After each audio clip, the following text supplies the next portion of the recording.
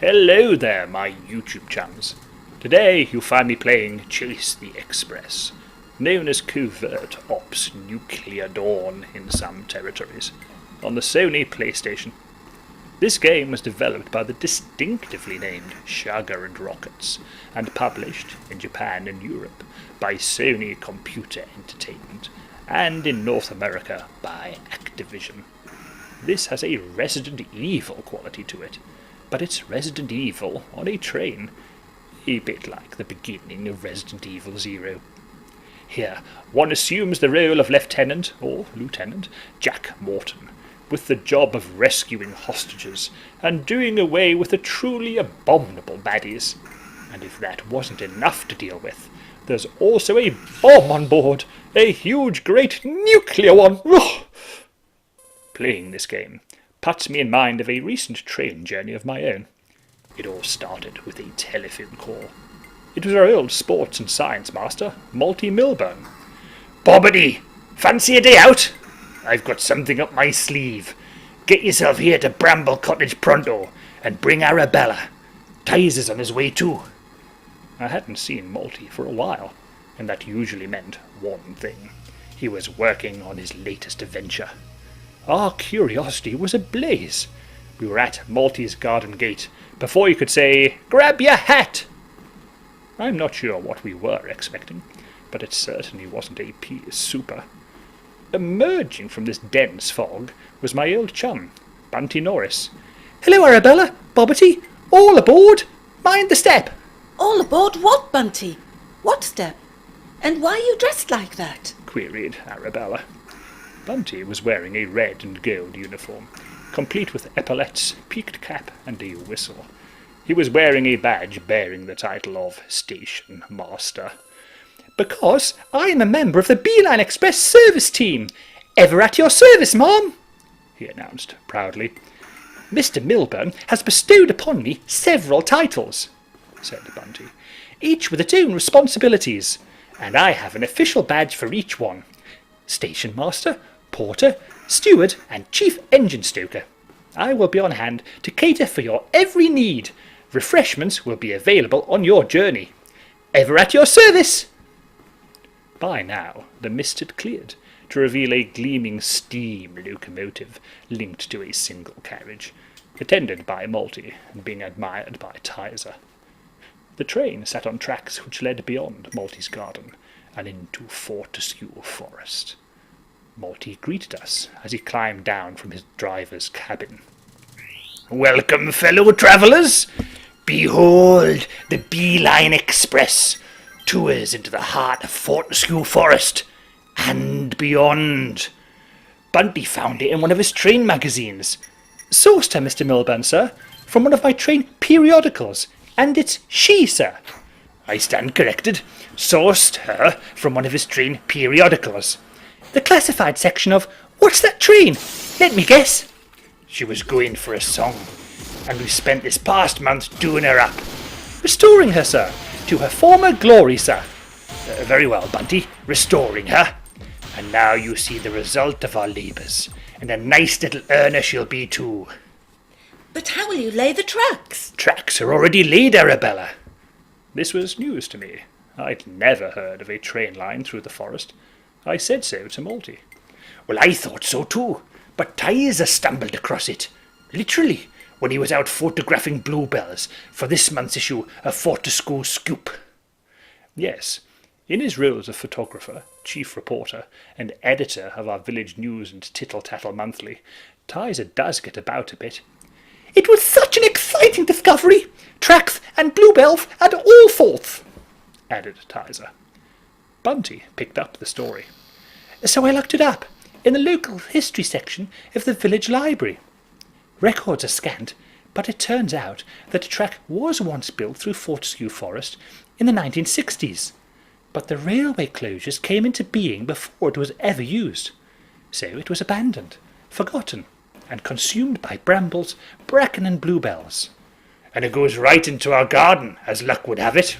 "So it was there all along, hidden by the undergrowth," said Malty's wife, Melissa, as she came out of their cottage to join us. "Bramble Cottage was to be the station house," announced Bunty. "And the track wasn't as overgrown as it first looked," said Tizer. "Once we got our sleeves rolled up and put our backs into it, we got this end cleared in no time. And with any luck, it'll be clear at the end of the line." "Which is where?" asked Arabella. "Nobody knows.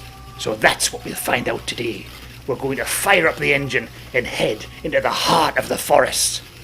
"So, all aboard the Beeline Express, ever at your service, and mind the step," said Bunty, guiding us into the carriage before disappearing into the engine room with Malty, our driver. The carriage was breathtaking. Red leather seats matched the windows' sumptuous velvet drapes.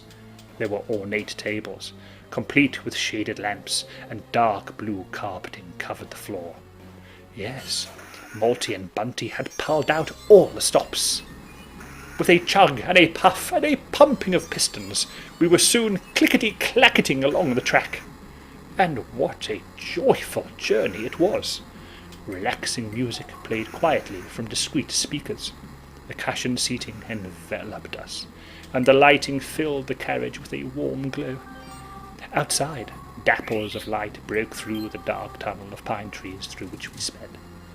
The scent of pine mingled with the aroma of freshly brewed coffee, which was emanating from the engine room. We were on a voyage to the unknown, but safe and happy, cocooned in our little carriage. Just then, Bunty burst in, announcing his presence with his new catchphrase, "Ever at your service!" "Any chance of some coffee, Bunty?" asked Tizer. "It smells delicious." "Sorry, old chap, no can do. I'm not wearing my steward's badge, as I'm on an official break. Union rules," replied Bunty, somewhat officiously. And with that, he sat down to open his sandwich box and eagerly bit into his cheese and ham roll. At that moment, the carriage was suddenly flooded with light. We were out of the trees. "Ah," said Bunty, mid-munch. "This must be end of civilization glade. Apart from the railway workers who vanished, no one has ventured this deep into the forest for years. It features in the Doomsday Book, along with a warning of that which exists at the other side." We looked at him in astonishment. "Sorry, Bunty, could you say that again?" I asked. "Oh, didn't you know? It's an old Fortescue legend. I imagine it was intended as a cautionary tale, really, to prevent children of the village venturing too far into the woods. It's best known in the form of a nursery rhyme, and it goes like this. Past the cedar and past the beech, beyond the oak where willows weep, a foreboding light to warn you of your coming plight. Happy are those who turn away, but damned are those who choose to stay. Turn back, and be living still, for moving onwards bodes only ill." Bunty took another bite out of his sandwich, but as I say, it was probably just a nursery rhyme to discourage inquisitive children. "Funny thing, though," continued Bunty, "this is where the records on the railway end. Right here, at End of Civilization Glade, or Cutthroat Clearing, or Dead Man's Dell, or the Fortescue Forest Triangle, or some other folklore name by which it was once known. The lack of records was probably an administrative hiccup or something."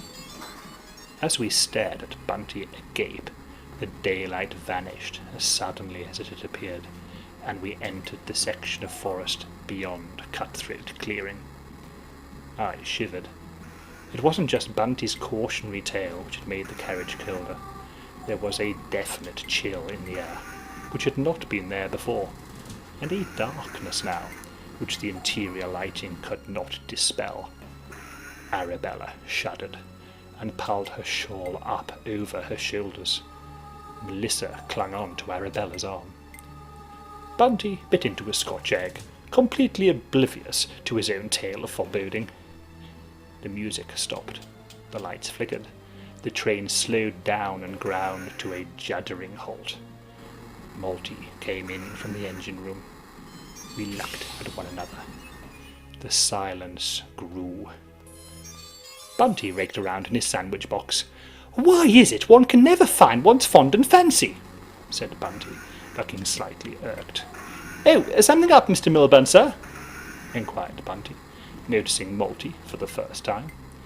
"Trees are blocking our path," explained Malty, breaking into a huge grin. "So another adventure starts right here. Let's see where we are." He reached into the carriage's emergency locker and pulled out some torches. As always, we were buoyed up by Malty's indefatigable resilience and fortitude. "Excellent! Exploring and adventure!" exclaimed Bunty, jumping up and forgetting all about his elusive fondant fancy. Torches at the ready, we stepped down gingerly from the carriage and onto the soft forest floor.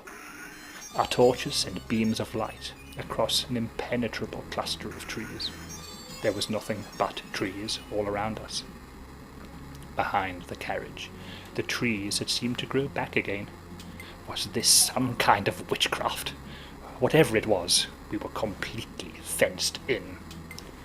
Melissa's torch flashed momentarily onto something that was not a tree. "What's that?" said Melissa, and directed her light onto a handwritten notice, red writing on a yellowing background. Melissa read aloud.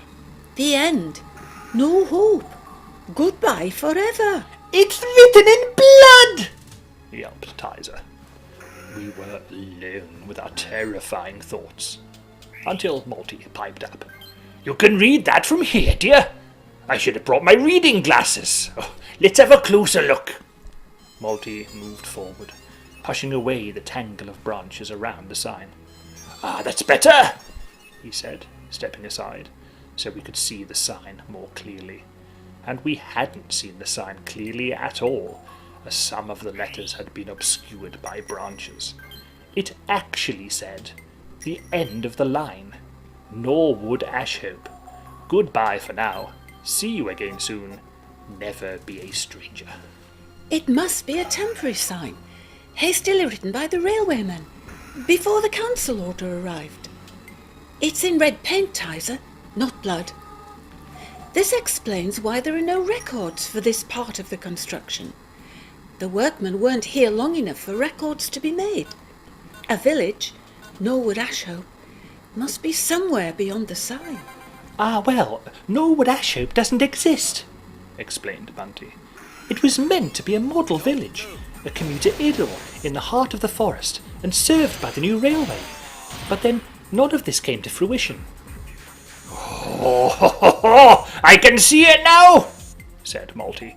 "Beeline Express luxury bricks through the foreboding forest.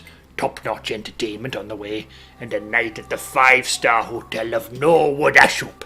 Luxury accommodation with midnight forest forays, zip lines, outdoor pursuits, nature trails, or something equally boring for the kids. Hide and seek, paintballing, trampolining. Ho, we'll be raking it in."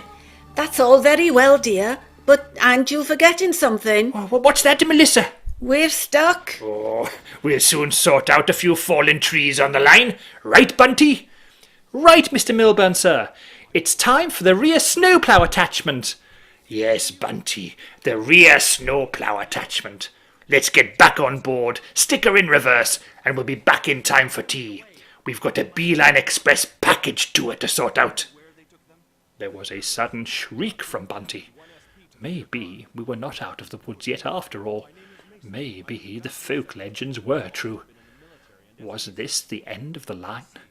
We all looked at Bunty, who was beaming with delight. "I found my fondant fancy. It was under my cap all along." Oh, Bunty. If you've enjoyed this video, please subscribe, like me, tell your chums. Until next time, this is Lord Bobbety Fortescue saying toodle pipsy and ever at your service, my YouTube chums.